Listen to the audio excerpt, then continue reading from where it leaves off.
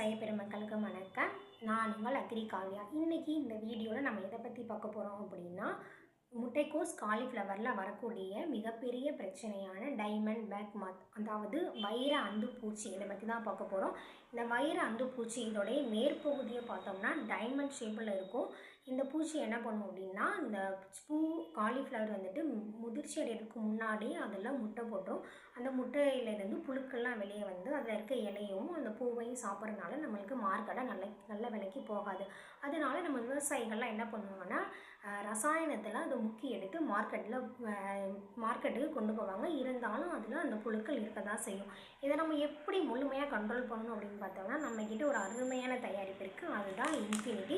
இது bio pesticide consortia, இயற்கை பூச்சி மருந்து கூட்டமைப்பு. இதில் 5 வகையான நுண்ணுயிர்கள் இருக்குது.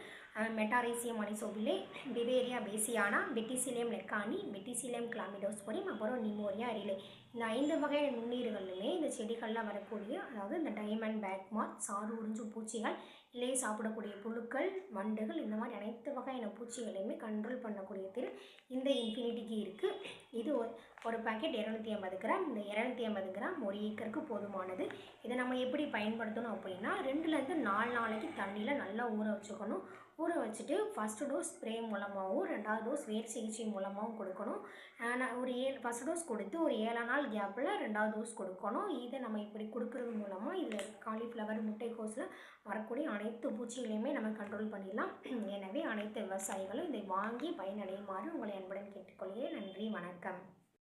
மேலும் விவரங்களுக்கு 8608422427